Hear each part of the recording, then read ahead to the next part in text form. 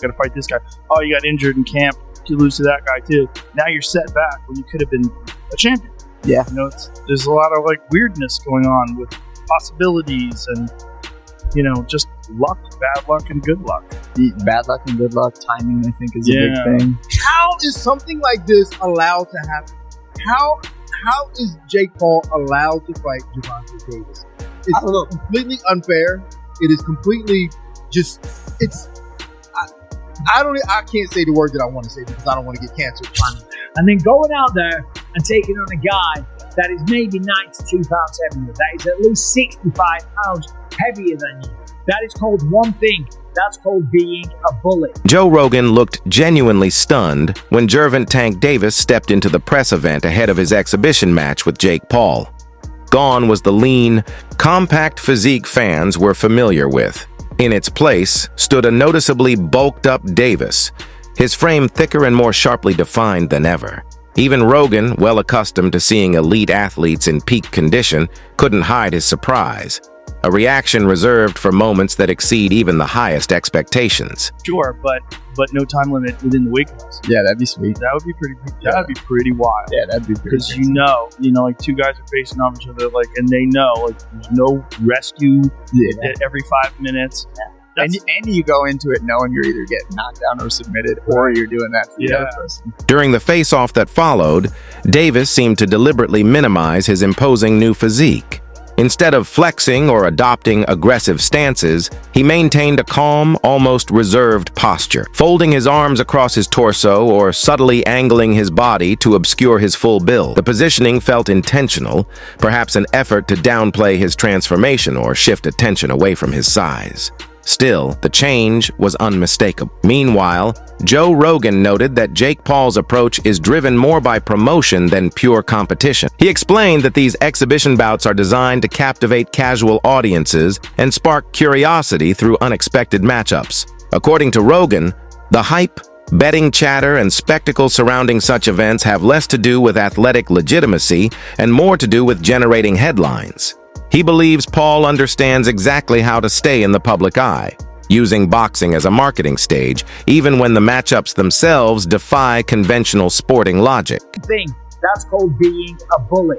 It was bad enough when he fought Mike Tyson, a man that was 58 years old, and he was walking around like, I just beat the baddest man on the planet. I just destroyed Mike Tyson, went out there and I beat him. Him and his brother are all celebrating like that. It's like, dude, what are you doing? What don't you understand about this? If you want respect from your peers, if you want everyone on the planet to look at you and take you seriously and give you credit as a boxer, you have to take on challenges that are real. You have to go up against someone that keeps you up at night, against someone that gets you out of bed in the morning to go for a run because the fear of them beating you down is real. Not going up against someone that is so small. If you were to go up to this guy in the bar and try and start a fight with them, people would look at you and say one word, whoa, stop being such a bully, leave him alone. You are way bigger than this guy. And that's clearly what we have here.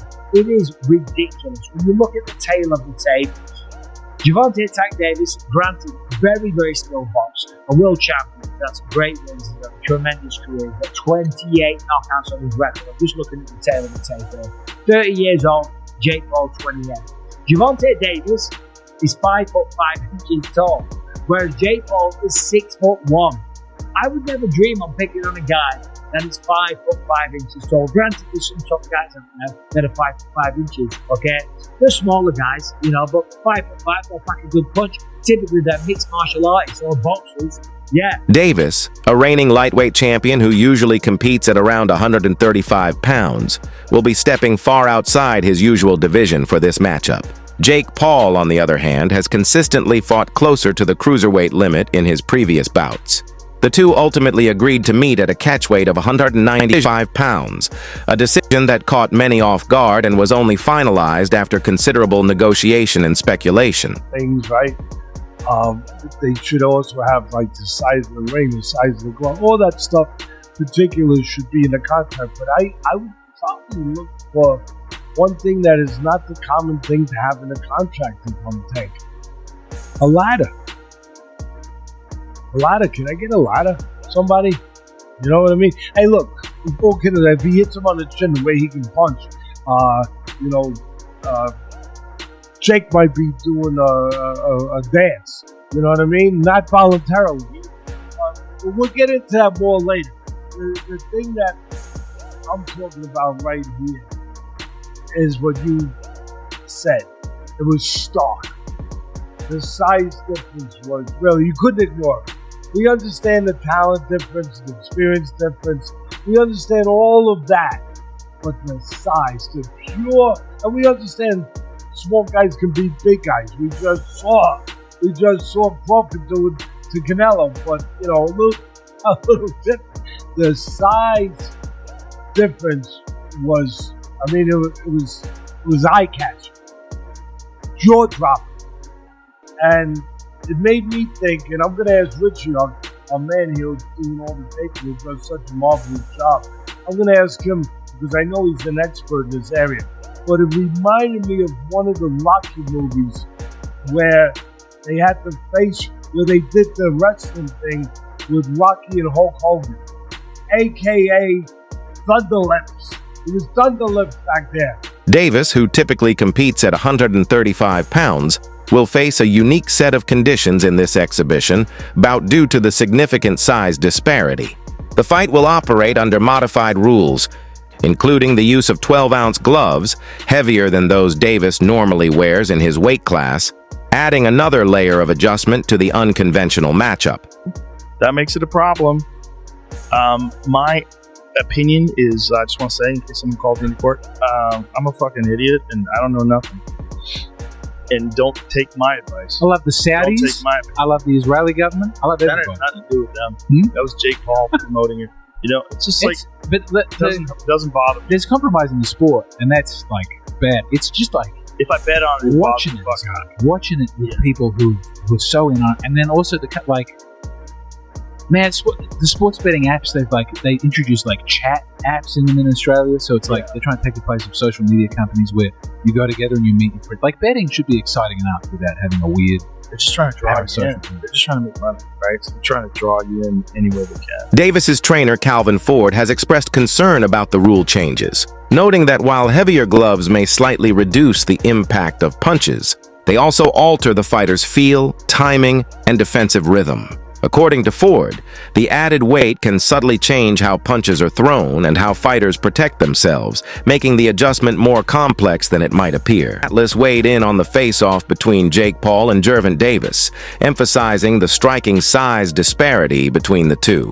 Jokingly, he remarked that Davis looked so undersized next to Paul that he'd need a ladder just to reach Jake's chin. While Atlas acknowledged that he underscored that in this instance, the sheer difference in size is far beyond what can reasonably be balanced inside the ring. What you make? Like, let's go band for band on what you make. Again, there's nothing wrong with Tank going to get his money, but let's all be clear that that's all the fight is for Tank. He's telling you without telling you that he's fighting Jake just because he's getting $40 million. So when we talk about boxing being dead, Tank has to line up at the front of the line. I can't blame him, but don't go around, boxing's dead and people switch sides and all of that. He chose not to be great. That's it. He chose not to be great. Stuff like that, choices like that will kill boxing. For sure, on a competitive level, it won't kill it on a business level. On a business level, until people run out of interest in these kind of matchups, it'll do well. On a competitive level, choosing not to fight the best will kill the sport. So maybe it's better if people like Tank aren't in the sport. And I don't even say that because I want that to be the case. I think Tank is ridiculously talented, but you can't want a fighter to fight more than what they want. You can't. Tank fans or Tank people that like Tank and think he's one of the best, you can't want it. And then Shakur came back with, that's how I know you saw. I can't even go back and forth with you soft ass. You'd rather pop me on social media and get in that fire and get embarrassed. I get it. Peace and blessings upon you, cuz. He says, the people got your chest out so bad. I'm talking like you a killer, forgetting that you're the one that runs, bitch. I'll be bring the fight to you. This dude, a made-up character. Quote, blessings upon you. Clown-ass dude, wanna be Kevin Gates. Oh my goodness. I mean, here's the thing though. You can't say that stuff about Shakur if you're not willing to fight him. This is the point I think that we're going to come to today, is that Tank can say all this stuff he wants, but if you're not willing to fight Shakur, then none of it means anything to you. Even if you believe that Tank is going to knock him out, even if you believe that Shakur's a runner, or that he's not in the trenches, or he's not a boxer that's willing to bring the fight, or whatever, none of it matters. You're talking from the sideline because you won't